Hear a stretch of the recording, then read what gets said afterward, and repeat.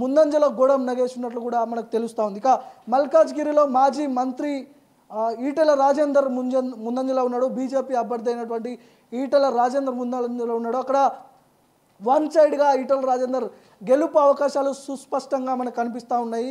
One సైడ్గా ఆయనకి ఓట్లు పడ్డాయి. గతంలో ఇదే పార్లమెంటు నుంచి ముఖ్యమంత్రి రేవంత్ రెడ్డి ఆయన ప్రాతినిధ్యం వహించాడు. సో మల్కాజ్గిరి ప్రజలు కొత్తగా ఎవరు వచ్చినప్పటికీ వాళ్ళని ఆదరించే దిశగా వాళ్ళు ప్రయత్నాలు చేస్తున్నారు. ఇక్కడ ఈటెల రాజేందర్కి పెద్ద ఎత్తున ఆయన గెలిచే అవకాశాలను కూడా చాలా సర్వేలు చెప్తున్నాయి. మన దగ్గర గుడిలో తేలింది మల్కాజ్గిరిలో ఈటెల గెలవబోతున్నాడని. ముఖ్యంగా మహబూబ్ నగర్ ఇక్కడ టఫ్ ఫైట్ నడిచింది. టఫ్ ఫైట్ నడిచినప్పటికి కూడా బీజేపీ అభ్యర్థి అయినటువంటి డీకే అరుణ ఇక్కడ ముందంజలో ఉంది. డీకే అరుణ నేపథ్యం డీకే అక్కడ సంఘ్ పరివార్కి సంబంధించిన వ్యవస్థ, అదేవిధంగా ఆర్ఎస్ఎస్ బీజేపీ కీలక నేతలందరూ కూడా ఇక్కడ మహబూబ్ నగర్పై ఒక ప్రత్యేకమైన ఫోకస్ పెట్టారు.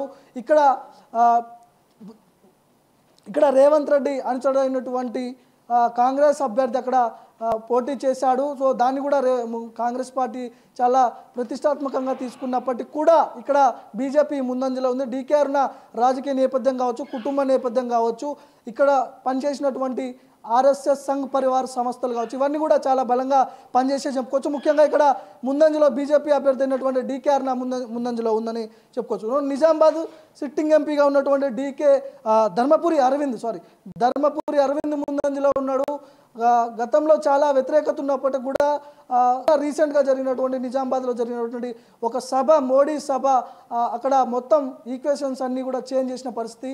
పసుపు బోర్డు తీసుకురావడంలో ధర్మపురి అరవింద్ చాలా కీలకంగా వ్యవహరించాడంటూ స్వయాన ప్రధానమంత్రి మోడీ నోట నుంచి ఆ మాట వెలువడడంతో నిజామాబాద్ ప్రజలు మరోసారి అక్కడ ధర్మపురి అరవింద్కి లీడ్ ఇస్తున్నారు.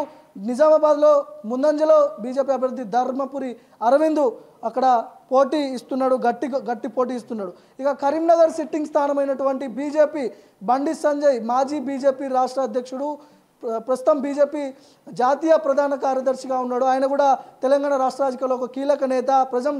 బీజేపీ అక్కడ ముందంజలో ఉంది కరీంనగర్లో. ఒకవైపు ప్రతిపక్ష పార్టీలు కూడా అక్కడ పోటీ ఇవ్వని పరిస్థితి కనిపిస్తూ ఉంది. వన్ సైడ్గా బండి సంజయ్ గెలుపు అవకాశాలు పెద్ద ఎత్తున అంటూ కూడా ఒక చర్చ జరుగుతూ ఉంది. మన దగ్గర ఉన్న సమాచారం కూడా సో ఇదే కనిపిస్తూ ఉంది.